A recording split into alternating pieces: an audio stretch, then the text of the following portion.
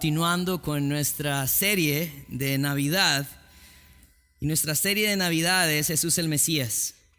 La semana pasada nosotros estudiábamos los versículos de Génesis capítulo 3 y hablábamos acerca de la promesa que el Señor había hecho a los hombres desde el principio de la humanidad, la necesidad del Mesías. Hoy vamos a estudiar el capítulo 9 de Isaías y vamos a estar estudiando la promesa de este Mesías, la promesa que el Señor hace al pueblo de Israel en el tiempo de Isaías, en el tiempo en el cual el rey Acaz era el que gobernaba en Israel. Vamos a ir a los versículos 1 al 7, pero antes de empezar me gustaría que podamos inclinar nuestro rostro y podamos orar y dejar este tiempo en las manos del Señor. ¿Saben? El propósito de la promesa, yo quiero que piense esto. El propósito de la promesa era poder dar luz, libertad, gozo, y eso iba a venir de un Salvador, y ese es Jesús. Vamos a orar. Padre, queremos esta mañana poder venir ante ti, reconociendo, Señor, que tus promesas siempre han sido fieles, que tú desde el principio has cumplido en lo que nos has prometido en tu palabra. Ayúdanos, Señor, a poder confiar en ti, poder ver, Señor, el cumplimiento de tus promesas como la evidencia más clara de que eres un Dios fiel, justo, amoroso para con nosotros. Ayúdanos a ver también estos pasajes de Isaías como una necesidad hoy de poder anunciar al Mesías. Señor, que la Navidad no se trata de un niño solamente que nació, sino también de un hijo, de un gobernante, de un rey, Salvador. Ayúdanos, Padre Santo, a poder estudiar tu palabra para poderla atesorar en nuestro corazón y poder obedecerla. En tu nombre santo oramos. Amén. Vamos a ir a Isaías, capítulo 9. Vamos a leer los primeros 2 versículos. Y yo sé que de pronto los primeros 2 versículos no van a tener mucho sentido, pero vamos a ir poco a poco, viendo un poco acerca del contexto y la forma del versículo. Dice: mas no habrá siempre oscuridad para la que está ahora en angustia, tal como la aflicción que le vino en el tiempo que livianamente tocaron la primera vez a la tierra de Zabulón y a la tierra de Neftalí, pues al fin llenará de gloria el camino del mar de aquel lado del Jordán en Galilea de los gentiles. El pueblo que andaba en tinieblas vio gran luz, los que moraban en tierra de sombra de muerte, luz resplandeció sobre ellos. Vamos a ver qué es lo que estaba sucediendo en este momento en el cual Isaías está hablando y está diciendo: no habrá más, no habrá para siempre oscuridad. Hablando un poco del contexto, en este momento, como les decía, el rey Acaz era la persona que estaba encargada del pueblo de Israel. El rey Acaz fue un hombre muy malo. Es más, el rey Acaz fue alguien que llevó al pueblo de Israel a practicar la idolatría. El rey Acaz, la Biblia lo describe como el rey que presentó uno de sus hijos en sacrificio y lo metió en fuego, ¿verdad? Como sacrificio a uno de sus dioses. Era un rey que estaba lejos, muy lejos de Dios. Esa era la situación o la condición en que se encontraba Israel, gobernada por un rey malo. En este tiempo en el cual el rey Acaz estaba gobernando, había una división del pueblo de Israel y se había dividido entre el reino del norte y el reino del sur. Ellos estaban sufriendo la opresión de Asiria y el reino del norte quiso acercarse al rey Acaz para que unieran fuerzas contra los asirios y pudieran contrarrestar el ataque de ellos. Pero el rey Acaz no quiso asociarse con el reino del norte y tampoco quiso asociarse con el rey asirio. Pero el Señor se aparece a Acaz en el capítulo 7, siempre de Isaías, y habla a Acaz. Y miren lo que dice: habló también Jehová a Acaz diciendo: pide para ti señal de Jehová tu Dios, demandándola ya sea de abajo en lo profundo o de arriba en lo alto. Entonces, lo que estaba tratando de hacer Dios con Acaz era presentándose a Acaz y diciéndole: Acaz, pide una señal. Yo quiero ser alguien que responda a tus demandas. Yo quiero ser ese Dios, quiero demostrártelo. Jehová mismo le está diciendo esto a Acaz, pero miren lo que responde Acaz. Y dice: no pediré y no tentaré a Jehová.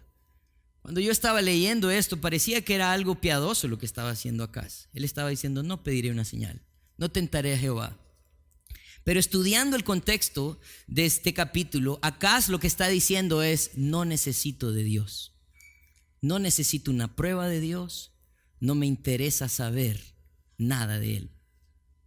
El profeta Isaías entonces, en el versículo 13, dijo entonces: oíd ahora, casa de David, ¿os es poco el ser molestos a los hombres, sino que también lo seráis a mi Dios? Por tanto, el Señor mismo os dará señal.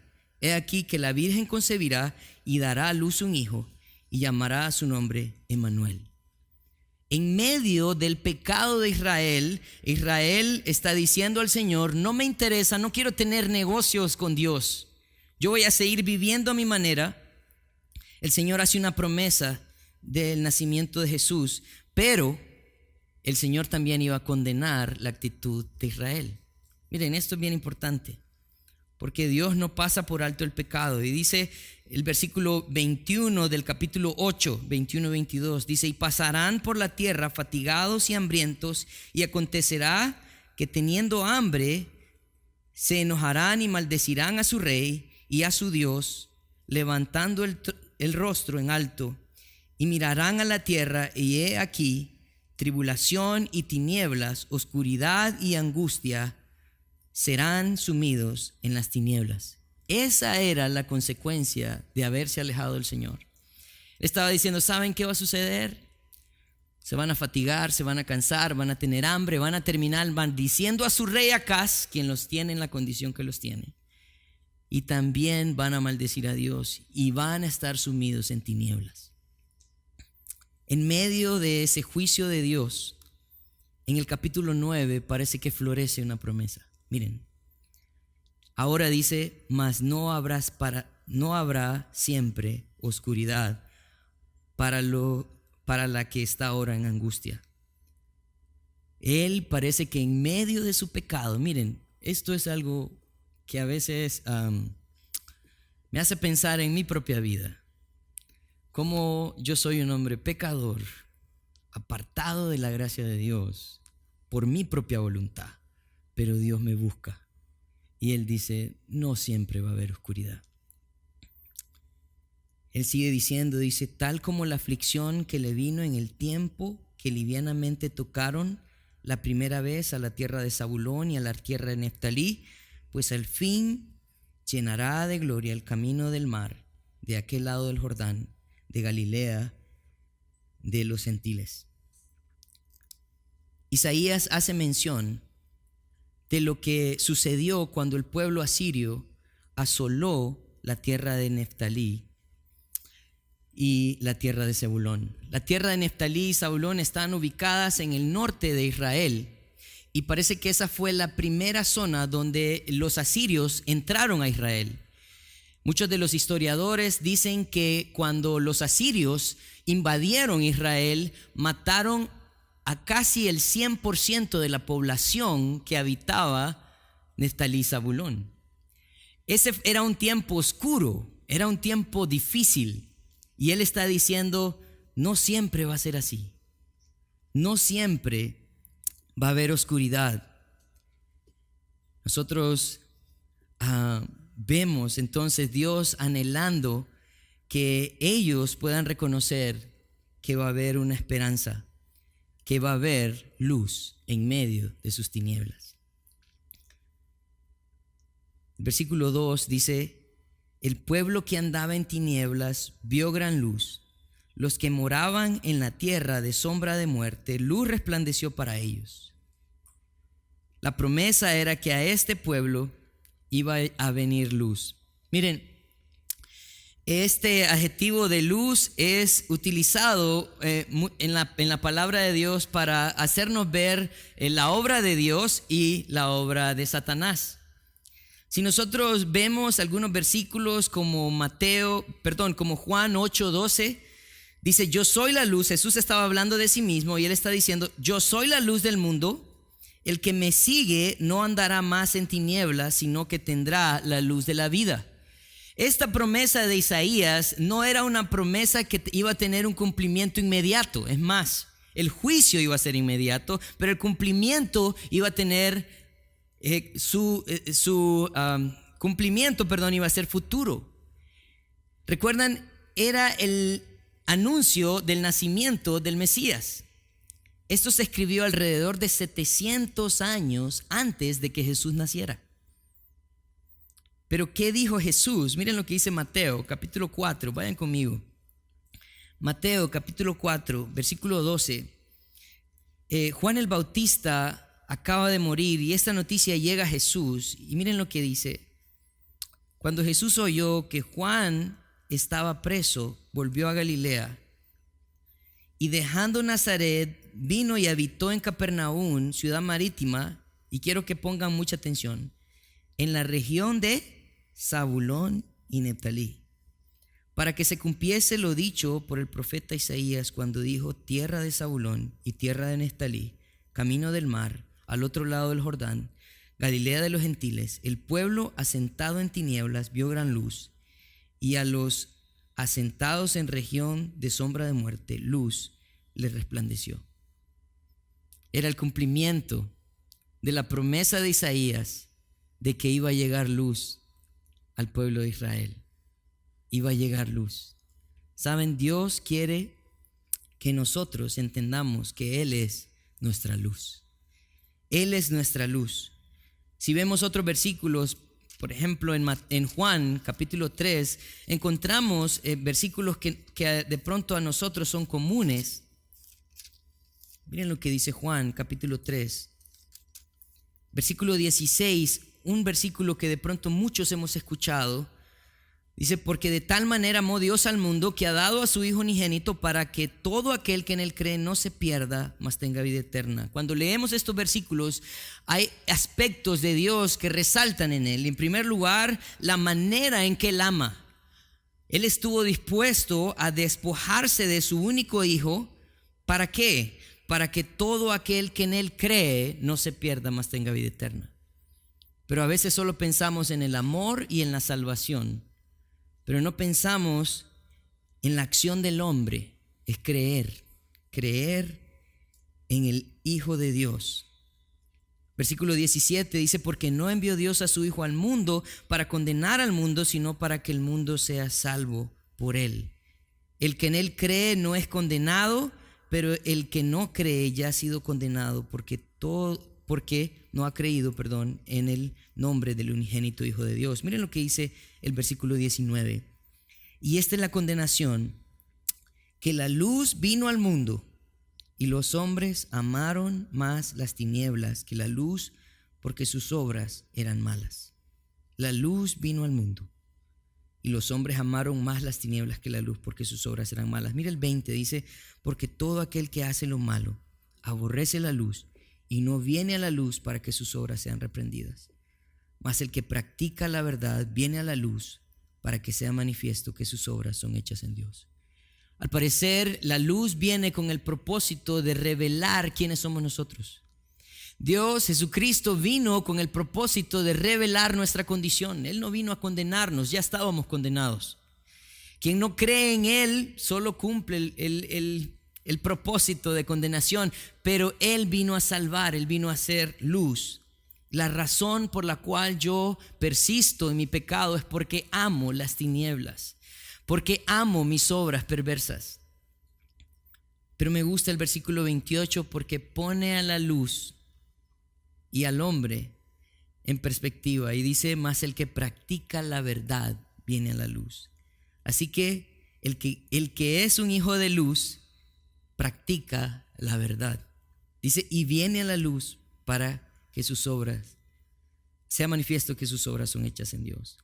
Así que Isaías comenzaba esta promesa del Mesías diciéndoles que iba a haber luz, que no siempre iba a ser oscuridad. Yo no sé en qué momento o en qué etapa de tu vida estás, no sé qué tan oscuro está tu vida hoy, pero quiero decirte, Jesús es la luz, Él es la luz, Él quiere iluminar tu vida.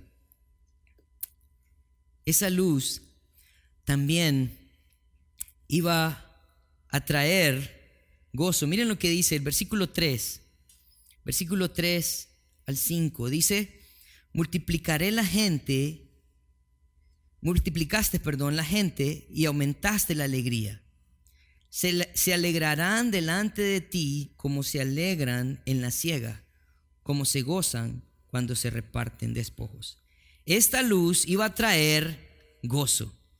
Esta luz iba a traer gozo, y parece que ese gozo se asemeja a algo importante aquí. Dice: así como se alegran en la siega y como se gozan cuando reparten despojos. Así que la idea era de que la alegría que iba a traer esta luz era como cuando los campesinos recogen sus cosechas y se sientan a repartirse el fruto de sus cosechas. De pronto, no todos los que estamos aquí somos agricultores, pero voy a dar otro ejemplo que de pronto puede ser más afín a nosotros. Es como cuando le llega su quincena, ¿verdad? Se alegra usted, otros se ponen tristes cuando le llega su quincena. Demos otro ejemplo: cuando llegan sus aguinaldos, ¿verdad? Se alegran cuando llegan sus aguinaldos, va a haber dinerito, ¿no? El gozo que el Señor iba a traer era un gozo que se asemeja a la confianza que hay cuando hay provisión. Ellos ya no iban a estar desolados, ellos iban a tener provisión. Pero nos da la razón de este ejemplo en el versículo 4. Dice: porque tú quebraste su pesado yugo y la vara de su hombro y el cetro de su opresor, como en los días de Madián. La alegría y el gozo es como resultado de una libertad, de la libertad que el Señor da. Miren, nosotros de pronto no sabemos lo que es ser esclavo, aunque sí lo somos, muchos de nosotros, porque hay mucha esclavitud de nuestro pecado.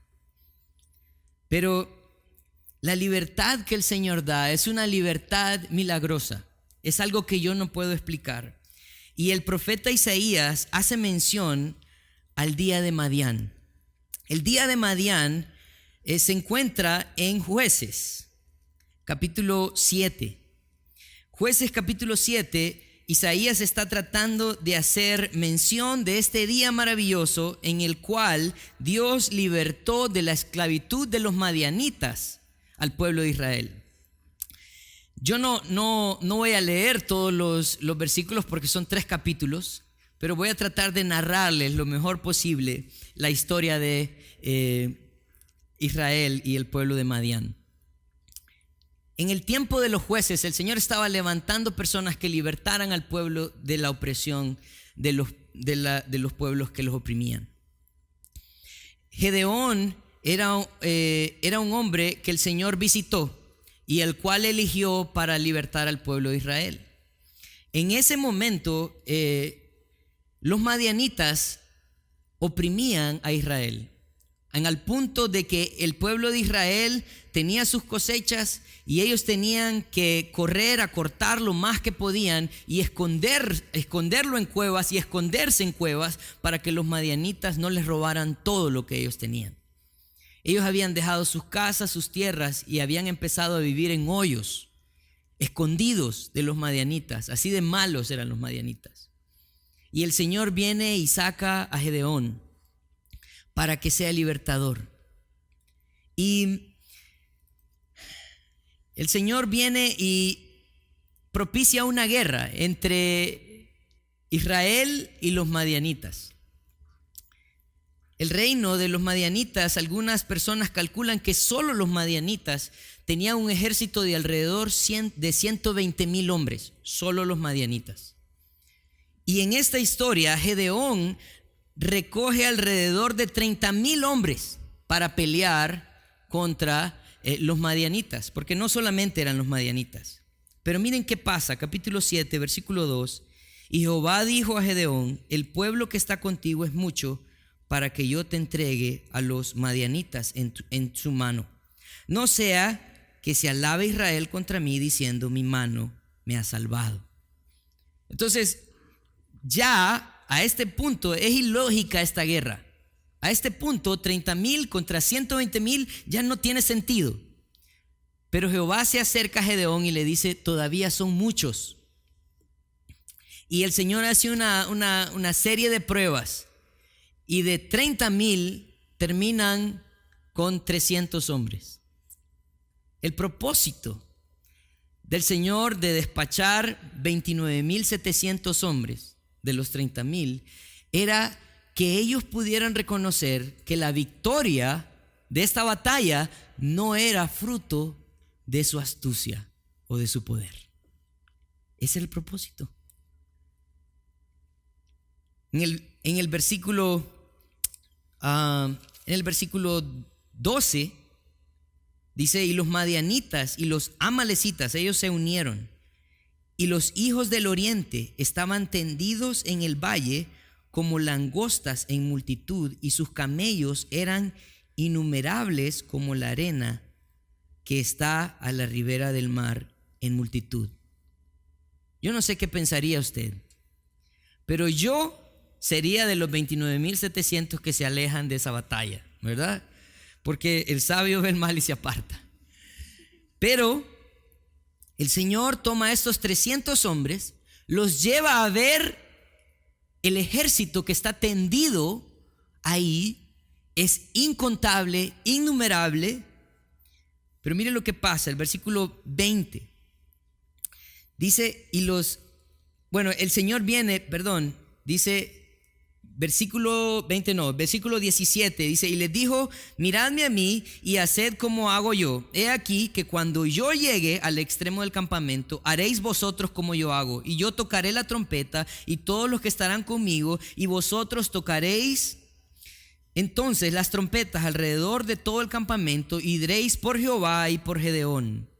Entonces lo que ellos iban a hacer, esos 300 hombres, es que se iban a rodear el campamento de los madianitas, y iban a llevar una vasija de barro en su mano izquierda, y en su otra mano iban a llevar una trompeta.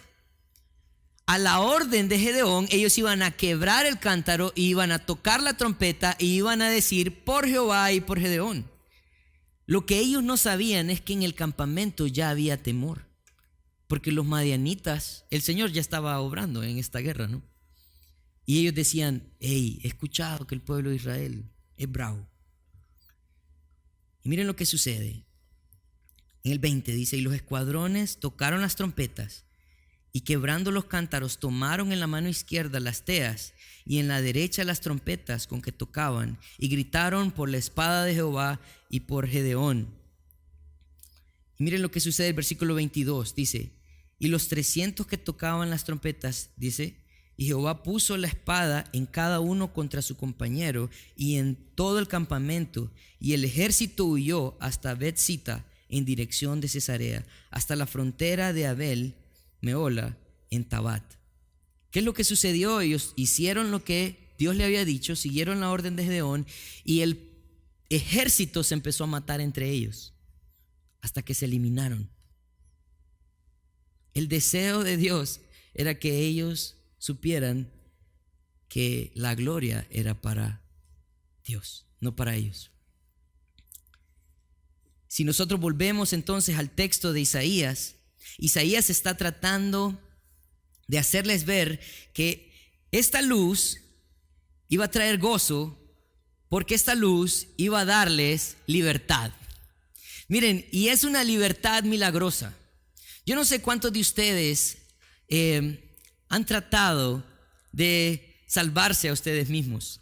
Nosotros, humanamente hablando, tratamos de hacer muchas cosas tratando de prever el futuro, ¿verdad? Algunos estudian mucho, algunos trabajan mucho, algunos adquieren cosas materiales pensando en el futuro, y todo eso está bien. Pero nada de eso te va a salvar. nada de eso te va a hacer feliz. Nada de eso te va a dar luz ni libertad. La libertad, la paz y el gozo solo viene de Jesús. Y esto es algo milagroso. Esto es algo milagroso porque es un acto de fe. Efesios 2:8 dice: por gracia sois salvos por medio de la fe, y esto no de vosotros, pues es don de Dios. Versículo 10 dice: no por obras, versículo 9, perdón, no por obras, para que nadie se gloríe. Nadie puede gloriarse de la obra que Jesús hace, porque la gloria es para Jesús. Así que Él iba a traer luz, iba a traer gozo, iba a traer libertad. Y miren lo que dice el versículo 5, dice: porque todo calzado que lleva el guerrero en el tumulto de la batalla y todo manto revolcado en sangre serán quemados, pasto del fuego. Lo que está queriendo decir en este versículo es que nosotros podemos luchar todo lo que nosotros queramos, pero al final es Dios quien cesa la guerra. Es Dios quien nos ayuda a nosotros a terminar las batallas que llevamos dentro. Es Dios el que va a hacer parar esa guerra que usted tiene dentro de usted. Algo bonito de esto es que, miren, la libertad no es algo externo, siempre es algo interno. La libertad no tiene nada que ver con mi alrededor, tiene mucho que ver con mi corazón. Y el Señor estaba tratando de mostrarle al pueblo de Israel que en medio del gobierno de Acaz, ellos podían tener libertad. Él iba a cesar las batallas que tenemos primero en nuestro corazón.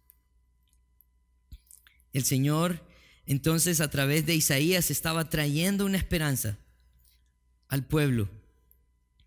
Pero ¿quién trae esta luz? ¿Quién trae esta libertad?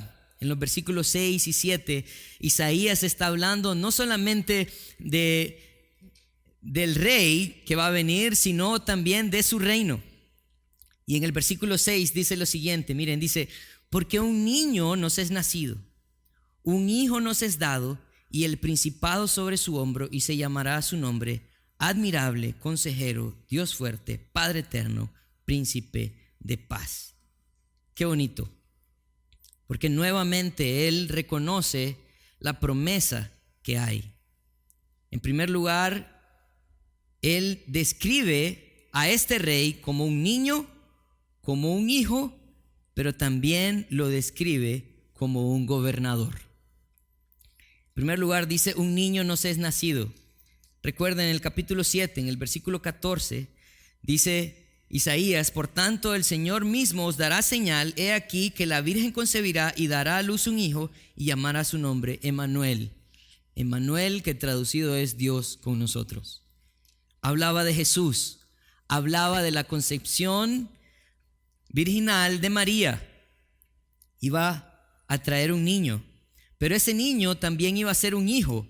Miren lo que dice Mateo capítulo 1, porque describe a Jesús como un hijo. Dice el libro de la genealogía de Jesucristo, el hijo de David, hijo de Abraham.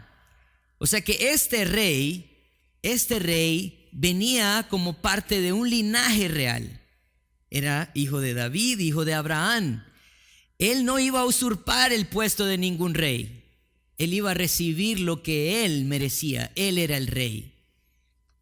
Y por último, él está diciendo que no solamente es un niño, es un hijo, sino que también dice que el principado sobre su hombro, ¿verdad? Está hablando acerca de la autoridad de él. Él iba a ser el que iba a reinar. Él es el rey. Jesús vino en un pesebre.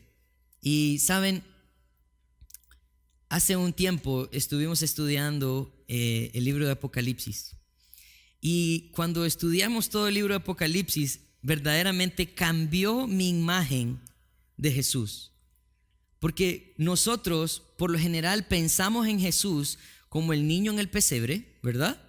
También pensamos en Jesús como el hombre en la cruz que sufrió, pero a veces no pensamos en Jesús como el rey que va a volver a reinar. Yo quiero que vayan conmigo a Apocalipsis, capítulo 19. Miren, Apocalipsis capítulo 19. En Apocalipsis capítulo 19 describe a Jesús. Y en el versículo 12, vamos a leer del 12 al 16, miren lo que dice. Sus ojos eran como llama de fuego y había en su cabeza muchas diademas. Y tenía un nombre escrito que ninguno conocía sino él mismo. Estaba vestido de una ropa teñida en sangre. Yo quiero preguntarte, ¿quién derramó su sangre en la cruz? Dice, y su nombre es el Verbo de Dios. Y los ejércitos celestiales vestidos de lino finísimo, blanco y limpio, le seguían en caballos blancos. De su boca sale una espada aguda para herir con ella las naciones y las regirá con vara de hierro. Y él pisa el lagar del vino del furor y de la ira de Dios Todopoderoso. Y miren lo que dice el 16, dice, y en su vestidura y en su muslo tiene escrito este nombre, Rey de Reyes y Señor de Señores. ¿Saben? Jesús sí fue ese niño, sí fue ese hijo de David, hijo de Abraham, pero también es el Rey de Reyes. Él es el Rey de Reyes. Entonces parece que Isaías describe a este rey.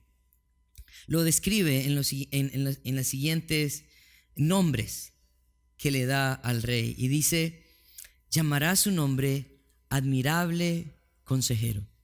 Admirable Consejero. Es admirable consejero. Él es alguien muy sabio. Tengo algunos versículos que quiero compartir con ustedes. Miren lo que dice Romanos 11, 33 al 36. Lo voy a poner en la pantalla para que de pronto sea más fácil. Dice, porque Dios sujetó a todos en desobediencia para tener misericordia de todos. Oh profundidad de las riquezas de la sabiduría y de la ciencia de Dios, cuán insondables son sus juicios e inescrutables sus caminos. Pablo está diciendo, ¿quién tiene más sabiduría que Dios? Él ha hecho un plan para la humanidad y Él sigue su plan para la humanidad. Nadie es más sabio que Dios. Él es admirable consejero. También Él es un Dios fuerte. Miren lo que dice Hebreos, capítulo 1, versículos 2 y 3. Dice, en nuestros postreros días nos ha hablado por el Hijo, a quien constituyó heredero de todo y por quien asimismo hizo el universo. Él hizo todo. Él es todopoderoso. Él es todopoderoso. También tengo otro versículo, ¿no? Sí, Padre eterno. En este versículo hay algo bien importante, porque Él dice que Él es admirable consejero, Dios fuerte, Padre eterno. Cuando Él menciona a Jesús como el Padre eterno, menciona a Jesús como alguien que cuida de nosotros. Miren, todos los gobernantes gobiernan según su carácter, ¿sí o no? Todos los gobernantes gobiernan según su carácter. Todos los padres son padres según su carácter. Todos los jefes son jefes según su carácter. Dios, el Rey, Jesús, el Rey, Él gobierna también conforme a su carácter. Él es un Padre cuidadoso. Miren lo que dice Juan 14, 18 al 20. Él estaba hablando a sus discípulos y les dice, no os dejaré huérfanos, vendré a vosotros todavía un poco y el mundo no me verá más, pero vosotros me veréis, porque yo vivo, vosotros también viviréis. En aquel día vosotros conoceréis que yo estoy en mi Padre y vosotros en mí y yo en vosotros. Él está diciendo, no se preocupen, yo me voy a ir, decía él, no me van a ver físicamente, pero no los voy a dejar solos. Yo voy a cuidar de ustedes. no los voy a abandonar. Él es un Padre eterno. Él se convirtió en Padre de todos aquellos que creyeron en Él. Al final dice príncipe de paz. En Isaías 53:5, el profeta Isaías se refiere a Jesús de esta manera. Dice, mas él herido fue por nuestras rebeliones, molido por nuestros pecados. El castigo, miren, presten mucha atención. El castigo de nuestra paz fue sobre Él, y por su llaga fuimos nosotros curados. La paz entre nosotros y Dios, Él la pagó.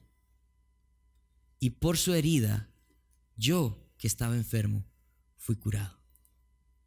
El deseo de Dios es restablecer la enemistad entre el hombre y Dios. Un versículo más, Romanos 5:1.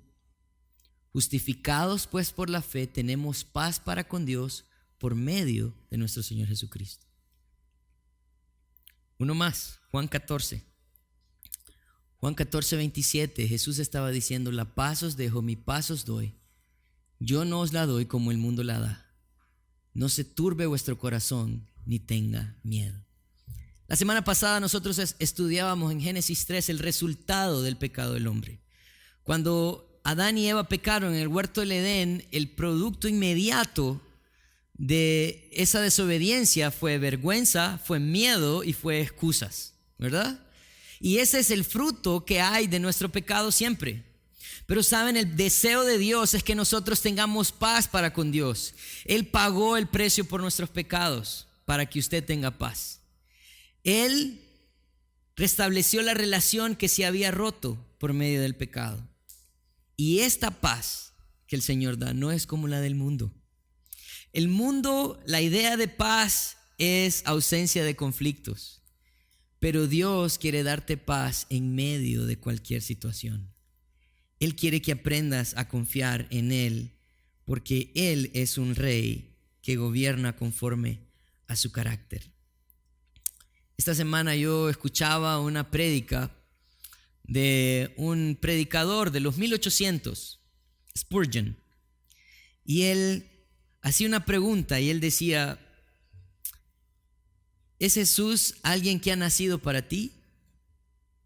Y me llamó mucho la atención esto, porque, ¿saben? Esta promesa era para todos aquellos que habían confiado en Jesús, que habían confiado en Dios, que en medio de una situación difícil, el reino de Acaz, ellos podían tener esperanza. Él describe entonces al rey, pero también en su reino. El versículo 7 dice, lo dilatado de su imperio y la paz no tendrá límite. Sobre el trono de David y sobre su rey, disponiéndolo y confirmándolo en juicio y en justicia desde ahora y para siempre. El celo de Jehová de los ejércitos hará esto. El reino aumentado, o el aumento de su reino, sería la traducción de dilatado, será eterno. Saben, esto es algo bien bonito porque nos recuerda que esta esperanza y este gozo y esta paz y esta libertad no va a tener fin, es eterna. Eso es lo que Dios prometió a través de Jesucristo. Quiero terminar con unas conclusiones. En medio de la oscuridad de nuestra vida, Dios promete darnos luz. Esa luz es su Hijo Jesucristo. No rechaces el regalo de Dios. Yo no sé cómo viniste esta mañana. Yo no sé qué tan oscura está tu vida hoy. Pero quiero decirte, Jesús vino a dar luz. Para que puedas ver, para que puedas reconocer, para que puedas entender el camino. No lo rechaces. La promesa del Mesías tenía como fin liberarte de la esclavitud del pecado, de una manera sobrenatural, con el propósito de que Él siempre obtenga la gloria. Entender el sacrificio de Cristo por mí de pronto es algo irracional. Y sí, es cierto, es difícil de entenderlo. ¿Cuántos de nosotros entregaríamos a un hijo por amor a alguien que no nos va a amar de la misma manera? Yo no lo haría, ni por un amigo. Lo lamento, amigos. Pero el amor de Dios es así. El deseo de Él es liberarte de esclavitud del pecado. Su amor es incalculable. Los líderes mundiales gobiernan conforme a su carácter. Dios envió a su Hijo para darnos al Rey, sabio, fuerte, cuidadoso, lleno de paz. En Él puedo confiar de que va a dirigir mi vida de la manera correcta. Yo no sé cómo estás llevando tu vida. De pronto, a veces nosotros somos los reyes de nuestra vida, los gobernantes de nuestra vida. Pero quiero decirte algo. Cada vez que yo decido vivir conforme a mis caminos y a mis pensamientos, las cosas terminan mal. Rindamos nuestra vida al Rey perfecto. Él tiene el poder de cambiar el rumbo de nuestras vidas, guiarnos por un camino de verdad, amor, paz. Por último, en este tiempo de Navidad, que este tiempo de Navidad sea propicio para recordar al mundo que Jesús es nuestra luz, que puede obtener libertad y que también es un rey que puede gobernar nuestras vidas. Miren, el nacimiento de Jesús era como el comienzo de la independencia del pecado para todos aquellos que confiaran en Él. Así como los países celebran en el día de su independencia, el nacimiento de Jesús era el comienzo de esa independencia de la esclavitud del pecado. Que este tiempo de Navidad no sea un tiempo solamente de regalos, de comidas, de tamales, de torrejas, sino que sea ese tiempo en el que recordamos que el deseo de Dios es darnos libertad. El deseo de Dios es que nosotros podamos reconocer a Jesús como el Rey de nuestra vida. Que nosotros podamos ofrecer a otros lo que necesitan. Necesitan a un gobernante perfecto, al Hijo de Dios. Oremos. Padre, queremos darte gracias por la oportunidad que tenemos de poder ver tus promesas a través de tu palabra. Gracias por la obra que hiciste en el pueblo de Israel, de ser fiel en medio de su pecado, porque es lo que has hecho con nosotros también. Ayúdanos a reconocerte, Señor. Ayúdanos a exaltarte porque has cumplido tus promesas. Señor, 700 años antes del nacimiento de Jesús, tú lo anunciaste. 2000 años después de su muerte, podemos seguir confiando de que vas a regresar un día. Gracias, Padre, por tu palabra. En tu nombre santo. Amén.